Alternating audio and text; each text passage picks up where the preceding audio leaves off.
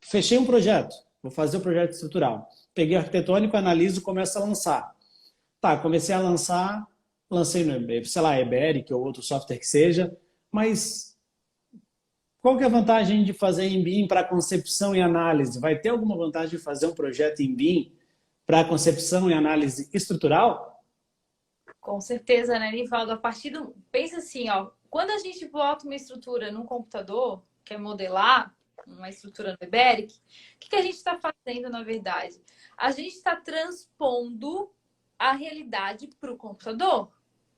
Então, quanto mais fiel a gente for nessa modelagem, melhores serão os nossos resultados, a gente vai aumentar a durabilidade, toda essa conversa que tu falou que tivesse ontem na live, né? Quanto Uhum.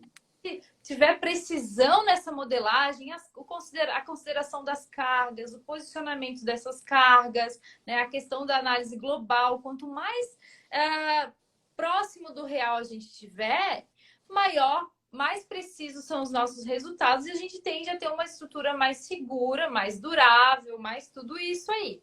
Quando a gente parte de uma modelagem estrutural que considera uma arquitetura também mais realista, a gente tende a ter mais precisão nesse modelo, né? Então, em vez de ser uma arquitetura que a gente tinha lá em 2D, agora a gente vai receber ela em 3D, muito mais precisa, né? A parte de revestimento que vai ser adotada, as aberturas, né? Portas, janelas, tudo isso que interfere na arquitetura. Inclusive, a gente já pode antecipar, às vezes, até a mobília, questão de alguma máquina mais pesada, com maior precisão. Enfim, a gente tem mais precisão nos modelos, até a parte das outras disciplinas. A gente já sabe onde é que vai passar a tubulação, a gente vai ter uma compatibilização.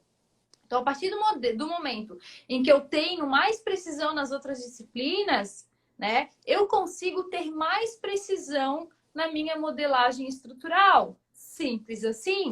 E se eu tenho mais precisão na minha modelagem estrutural, vou ter resultados mais realistas.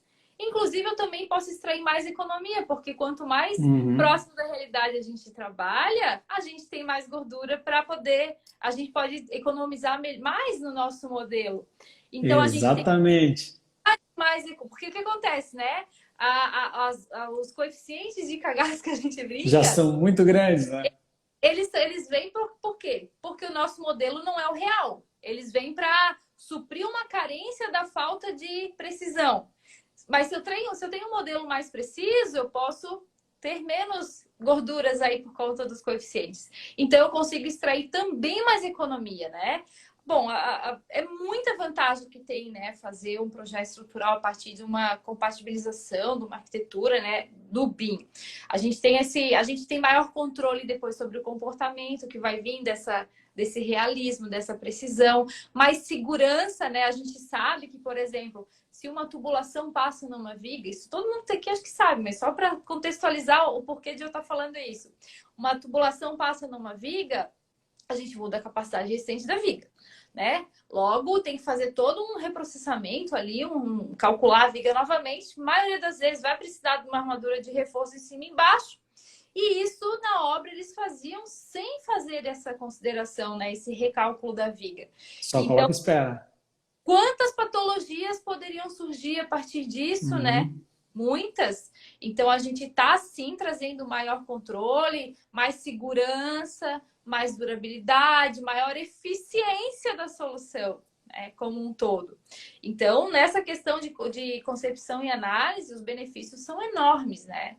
A gente tem muito mais melhoria mesmo da qualidade técnica do que a gente está entregando.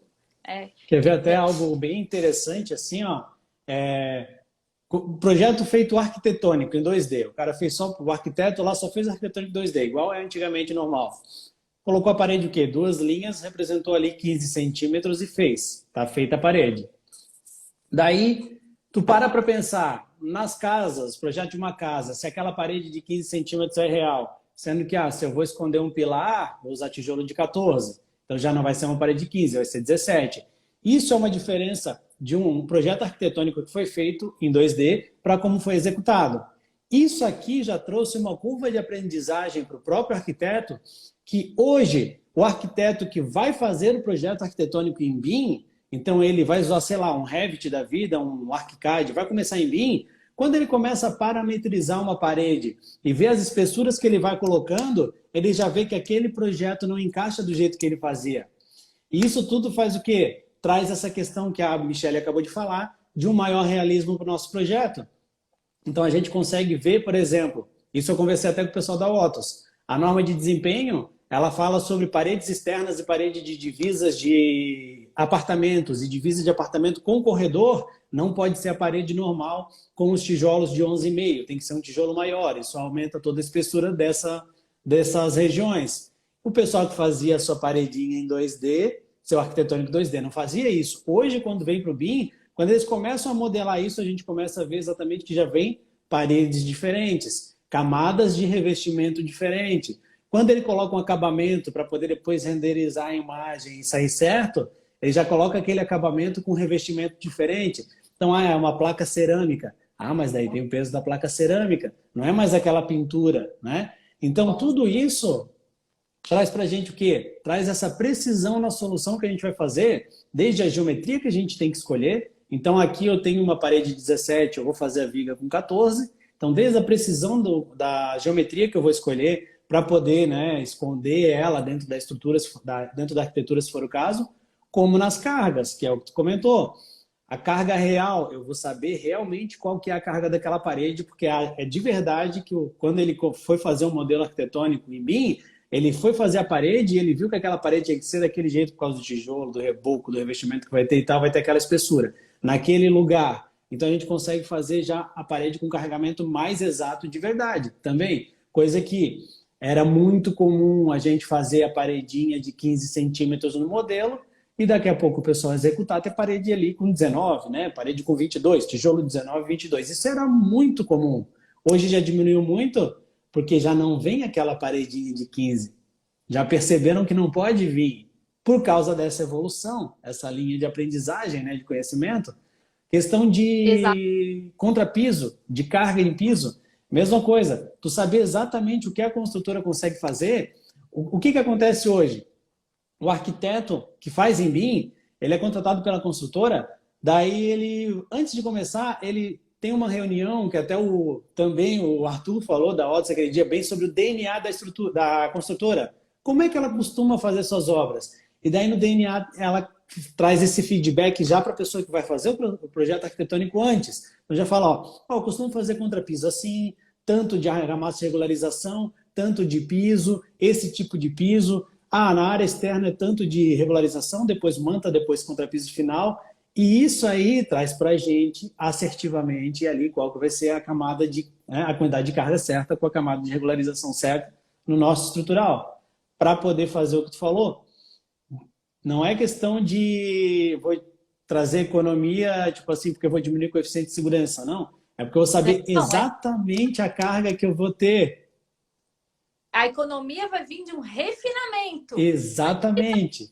Aí é que tá. A gente tá refinando. E tem outras coisas ainda que agora eu acabei de lembrar aqui que também vale citar. Olha só, quando a gente tem uma arquitetura em 3D, com informação e muito mais bem definida, mais precisa, cara, isso amplia a nossa visão sobre o próprio empreendimento. Fica muito mais fácil, por exemplo, da gente definir o sistema estrutural, por exemplo. Tu bate o olho, fica muito mais fácil definir o que tu vai usar ali de sistema estrutural, se é pórtico principal, se tu vai usar núcleo rígido, fica muito mais palpável. A gente bate o olho, claro, precisa de uma certa experiência, mas a gente bate o olho e já consegue visualizar com muito mais clareza que sistema estrutural a gente vai adotar ali. Então a gente consegue o quê? Ter uma melhor análise, a gente vai ter um modelo com deslocamentos mais controlados, né? É muito benefício. Outra coisa, quando a gente sabe com precisão, tanto esse DNA da construtora que tu comentaste, quanto detalhes daquela construção, fica muito mais fácil, por exemplo, de definir também a fundação e o sistema de laje. A gente tem muito mais informação para saber que tipo de laje vai ser mais eficiente naquele modelo. Pô, a gente sabe que a laje influencia muito no custo. A laje é o que mais impacta diretamente na solução, né? No custo da estrutura.